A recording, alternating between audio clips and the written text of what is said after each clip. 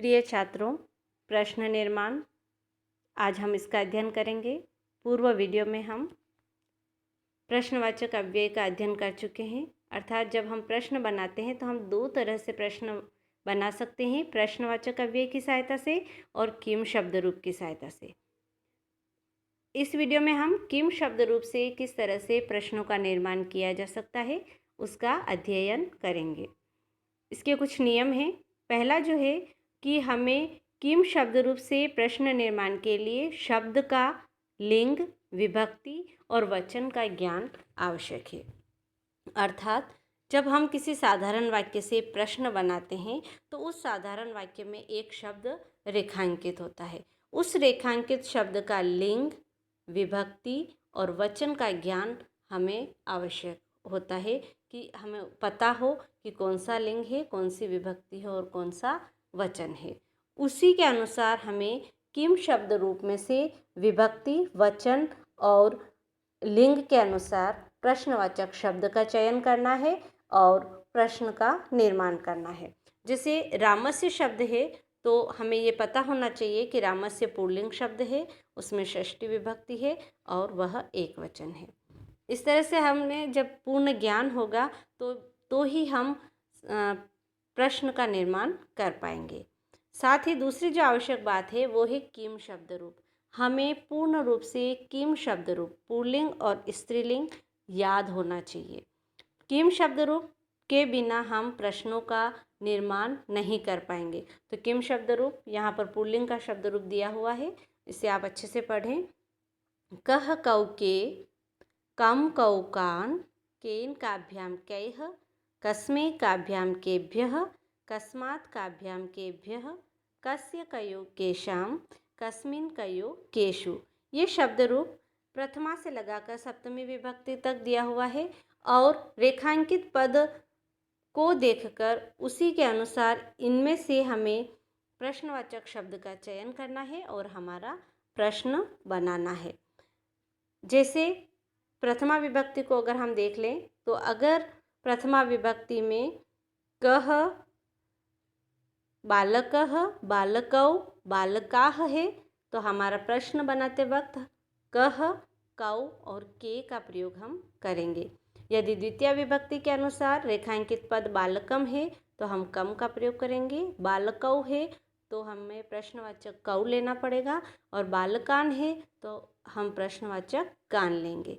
इस तरह से जो विभक्ति, जो वचन है उसी के अनुसार हमें किम शब्द रूप में से शब्द का चयन करना है। उदाहरण की सहायता से समझे।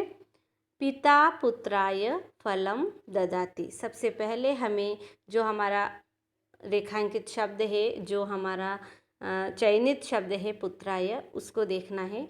पुत्राय शब्द चतुर्थी विभक्ति का है तो हमें चतुर्थी विभक्ति एक वचन का है तो हमें किम शब्द रूप में भी चतुर्थी विभक्ति एक वचन ही लेना है। जैसे पिता पुत्राय फलम ददाति तो हमारा प्रश्न बनेगा पिता कस्मै फलम ददाति। उसी तरह धनिकः निर्धनाभ्याम धनम यच्छति।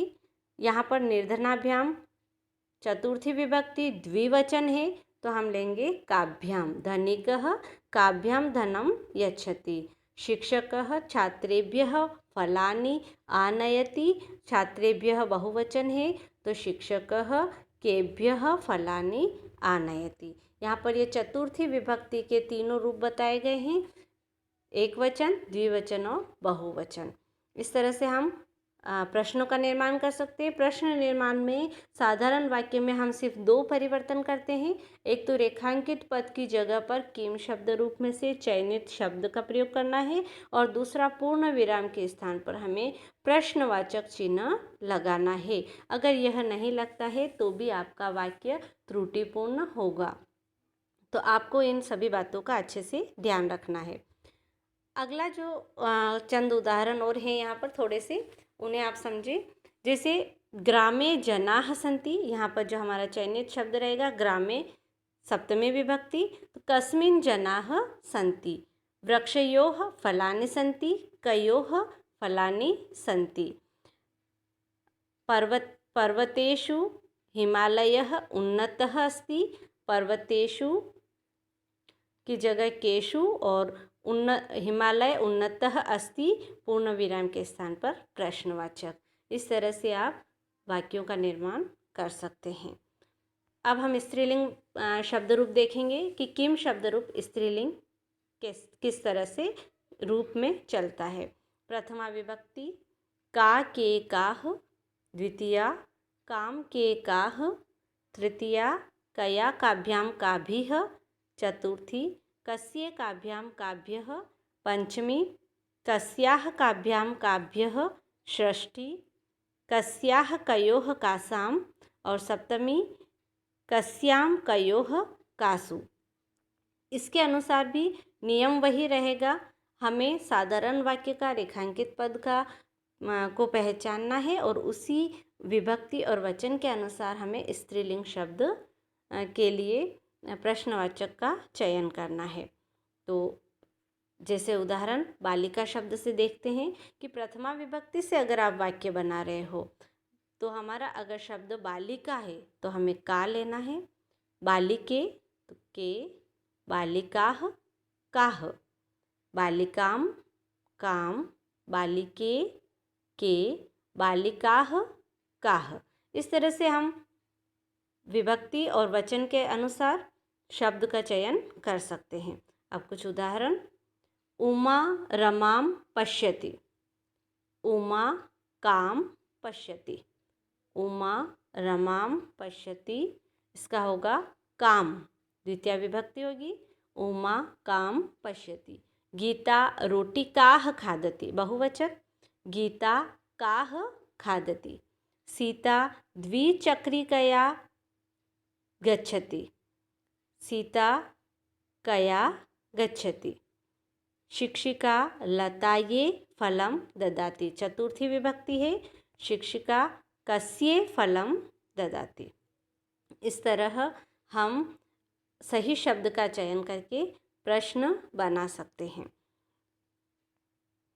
अब जो हमारा अंतिम है शब्द रूप वो है नपुंसकलिंग शब्द रूप, जिसके रूप पुल्लिंग की तरह ही चलते हैं केवल प्रथमा और द्वितीय विभक्ति को छोड़कर। अर्थात किम शब्द रूप में प्रथमा विभक्ति और द्वितीय विभक्ति अलग होगी, उसके बाद तृतीय विभक्ति से वह नपुंसकलिंग जो शब्द है वह पुल्लिंग के अनुसार ही चलता है। मैं यहाँ पर प्रथमा विभक्ति का बताती हूँ। फलम फले फलानि, फलम फले फलानि दोनों एक ही जैसी होती है, प्रथमा विभक्ति और द्वितीय विभक्ति, और तृतीय विभक्ति से आप उसको पुल्लिंग के समान ही बोलेंगे। तो अगर फलम लिखा हुआ है तो किम फले के फलानि कानि, द्वितीय विभक्ति भी सेम ही रहेगी ऐसे ही।